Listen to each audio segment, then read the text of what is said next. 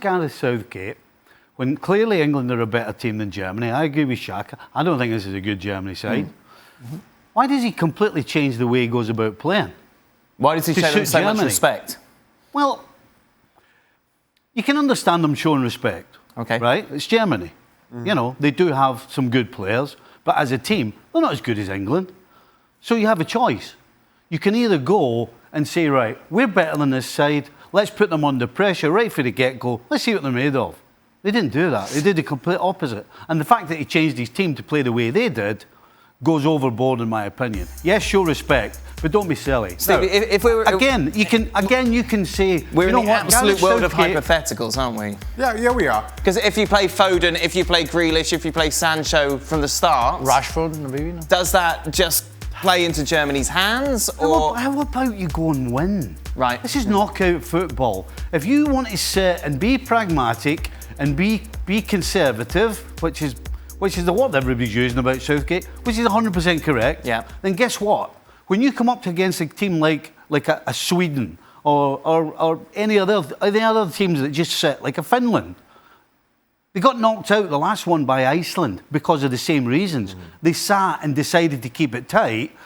Iceland got a goal, all of a sudden they get knocked out. That's what's going to happen when you play against teams that you can actually have a go at.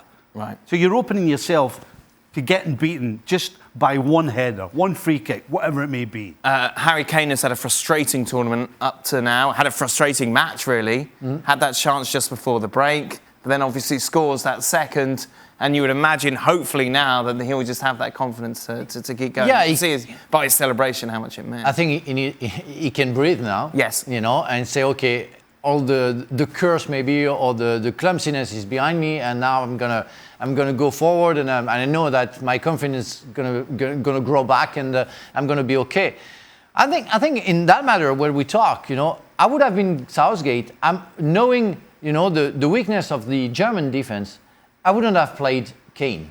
Right. I would have played somebody, because you play defensively, you want to play counter-attack. I would have played somebody fast. You can't not play Kane. Yeah, you have to play Kane. No, I know, because he's the captain. But if you, in that matter, if you decide to play the way he decided to play, go for it. Right. Because, you know, you're going to play with very fast players, and you want to aim somebody very slow, like Hummels. God, this is all, I feel there's a negative edge to all of this conversation. No, because he's negative. Kane scores, you wouldn't have started it. No, I just say that because of the tactic that he wants to put nice in. for him now. He's going to go on and hopefully. No, I'm happy. I'm happy. Oh, he should have even started it. I think Kane, despite his lack of pace, has always functioned very well in counter-attacking teams. When England have counter-attacked, when Spurs have counter-attacked, he's always functioned well. And you cannot leave Harry Kane out, because there are very few better finishers in the world game than Harry Kane. And as I say, he fits into whatever it is Gareth Southgate is trying to do. But he's not trying to help him. If the opposition plays for that counter-attack or takes that away, which is easily done with this England team because you've got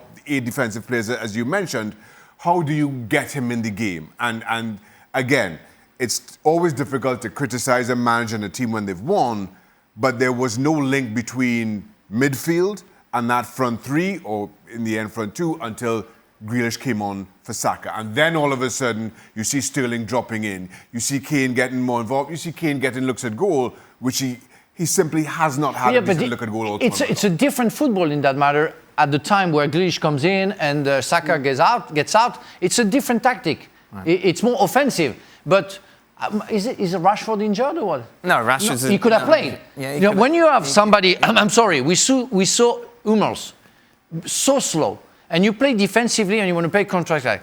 I want to see players who go so fast like that you can handle the situation. And it's why I say, where was Rashford? Right. You know, England won. You can't argue with goals. Okay, so we don't England talk. won. You ask us to analyse. I'm just saying that a lot of this conversation has been a little bit negative, as was some of the rhetoric around Raheem Sterling towards the end of the season. Of course, we were surprised that he started in the Champions League, given that he seemed to receive the cold shoulder from Pep Guardiola for the last couple of months. I don't think many would have had him being the star of the show for England so far at the start of this tournament. Not at all. I don't think many of us had him actually in the starting 11.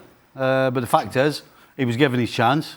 Southgate, again, conservatively, you know, he trusts certain players, and Sterling's one that's always served him well. So he started, but you can't argue with Sterling. Sure. You certainly can't not play Sterling. 3 goals 3 goals in 4 games in a team that is not particularly gracious going forward. It's all about keeping the ball, and then once we get in the final third, somebody might do something.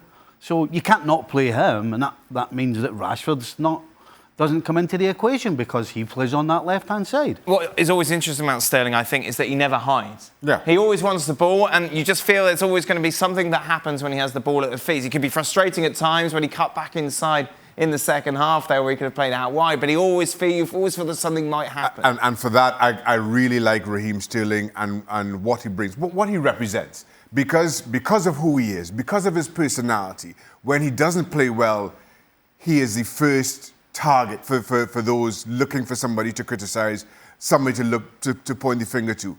Yet, as you say, Dan, he never hides. He takes that responsibility on. And credit to Gareth Southgate. As I said to start this tournament after the first game, he continues to show faith in the players who have served him well, regardless of whether they play well for club or not. If you play well for Gareth Southgate, you're going to get picked. And Raheem Sterling, I don't think he was great in the opening couple of games, but because of that faith that Gareth Southgate shows, you now see a confidence growing. He gets goal, got a goal in the first, got a goal in the third, again. But I think this is, as much as, again, he scores, you see a more confident Raheem Sterling than you did at the opening of this tournament. You can say the same about Pickford.